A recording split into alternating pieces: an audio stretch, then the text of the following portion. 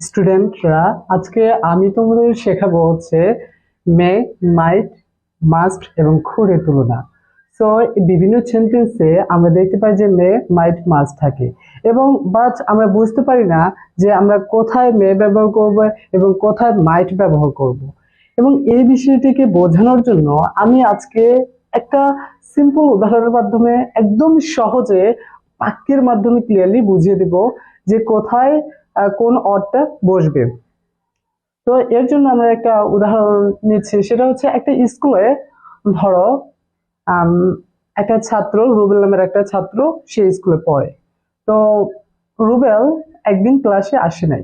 তো রুবেল ক্লাস ফাঁকি দেয় না, এই নিয়ে তার যে বেস্ট ফ্রেন্ডরা ছিল, তার বন্ধুরা ছিল, তারা এটা নিয়ে আলোচনা করতেছে।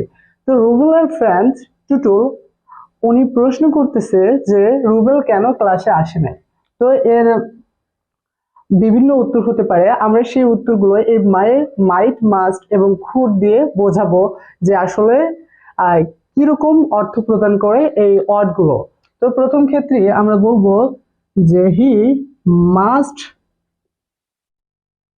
B S I C K. এর অর্থ হচ্ছে সে নিশ্চয় অসুস্থ হবে। হি মাস্ট বি সিক এর অর্থ হচ্ছে সে সে নিশ্চয় অসুস্থ হবে। কিন্তু এই সেন্টেন্স দিয়ে বোঝানো জোরালো অনুমান বোঝায় সে নিশ্চয় অসুস্থ হবে, কিন্তু 100% ক্লিয়ার না যে সে আসলে অসুস্থ। মানে এখানে জোরালো অনুমান বোঝানো হয়ে থাকে যে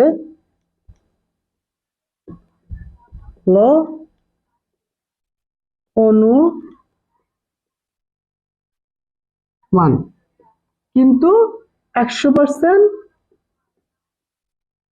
100% শিওর না। মানে এই সেন্টেন্স দিয়ে খুবই জোরালো অনুমান বোঝানো হয়ে থাকে, বাট 100% শিওর না যে সে রুবেল অসুস্থ। এখন আমরা হি মাস্ট বি সিক, আমরা মে বি সিক দিব। May be S I C K, he may be sick, সে অসুস্থ হতে পারে। এখন আপনাকে একজন প্রশ্ন করলো, মানে টুটুল প্রশ্ন করলো যে রুবি কেন ক্লাসে আসে নাই। তো তার এখন বলতে পারে যে হি মে বি সিক, সে অসুস্থ হতে পারে। তার মানে তার ফ্রেন্ড একটা অনুমান করতেছে, এখানে সম্ভাবনাটাকে, অনুমানটাকে বা জোরালো অনুমান বোঝানো হয়ে থাকে না, এক্ষেত্রে একটা কম পরিমাণ সম্ভাবনা বোঝানো হয়ে থাকে এবং এটাও শিওর না যে সে অসুস্থ। আমরা এখানে মেবি সিক দিতে পারো, ক্যান বি সিক, হ্যাঁ হি ক্যান বি সিক,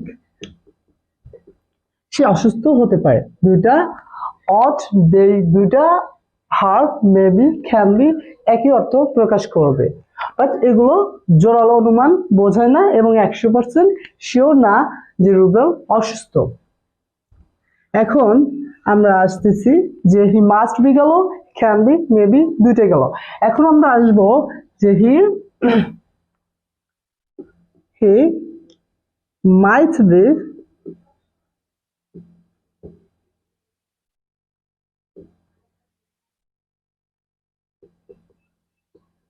আবার এই খুঁজবে, এই দুইটার যে কোনো একটা তুমি এই সেন্টেন্সে বসিয়ে দিতে পারো। এর অর্থ হচ্ছে সে বোধ হয় অসুস্থ। এখন টুটুলার এই প্রশ্নে আরেকজন বলতে পারে যে সে বোধ হয় অসুস্থ। তার মানে কি, যে এই সেন্টেন্সও একটা কম পরিমাণ সম্ভাবনা বোঝানো হয়ে থাকে, অনুমান করা হচ্ছে, বাট 100% ক্লিয়ার হয় না যে 100% ক্লিয়ার, অর্থাৎ শিওর না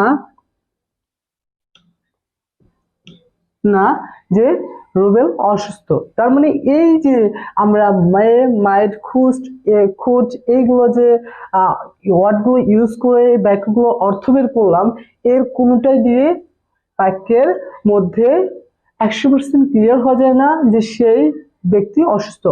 এখন আমরা এখানে ব্যবহার করতে পারি যে হি is sick.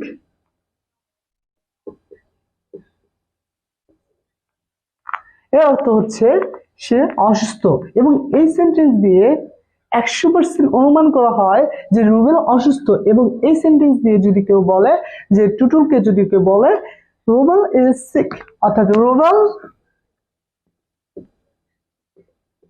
ইজ সিক, এইটার সম্পূর্ণ অর্থ হচ্ছে রুবেল অসুস্থ। এখানে 100% ক্লিয়ারলি কোনো সম্ভাবনা নয়, 100% ক্লিয়ারলি এই সেন্টেন্স দিয়ে বোঝানো হয়ে থাকে রুবেল অসুস্থ। তাহলে তুমি অবশ্যই বুঝতে পারছো যে তুমি কোথায় ক্যান ব্যবহার করবে, কোথায় খুদ ব্যবহার করবে, কোথায় মে ব্যবহার করবে, আর কোথায় মাইট ব্যবহার করবে। অর্থাৎ মাস্ট তখনই ব্যবহার করবে যে তুমি খুবই জোরালো অনুমান বোঝাবে, বাট তুমি শিওর না যে সে অসুস্থ, কিন্তু তোমার মনে হচ্ছে যে সে অসুস্থ, নিশ্চয়ই অসুস্থ হবে। কারণ যেহেতু বলা হচ্ছে যে রুবেল ক্লাস ফাঁকি দেয় না, তার মানে রুবেল ক্লাস ফাঁকি দেয় না, সে নিশ্চয়ই অসুস্থ হবে। এই সেন্টেন্সের অর্থ, এই সেন্টেন্সের ইংরেজি হচ্ছে she must be sick। আর তার মানে আমরা বুঝতে পারলাম এই সকল যে মে, can, could, might and must, must, must, এই কয়েকটা অর্ডের ভিতর এই 4টা অর্ড দিয়ে তুমি কম সম্ভাবনা বুঝিয়ে থাকো, মানে সম্ভাবনাটা কম দিয়ে থাকো, এবং 100% ক্লিয়ার হবে না, যে 100% শিওর না যে ওই ব্যক্তি অসুস্থ। কিন্তু এই একটা মাত্র মাস্ট দিয়ে তুমি বাক্যের ভিতরে খুবই জোরালো অনুমান দিতে পারো, খুবই জোর দিতে পারো এই একটা সেন্টেন্স ওয়ার্ড দিয়ে, যে হি মাস্ট। তুমি যদি বলতে পারো যে হি মাস্ট বি সিক, সে নিশ্চয় অসুস্থ হবে, সে নিশ্চয় অসুস্থ হবে। তুমি খুবই জোরালো অনুমান দিচ্ছ, বাট তুমি শিওর না যে রুবেল অসুস্থ।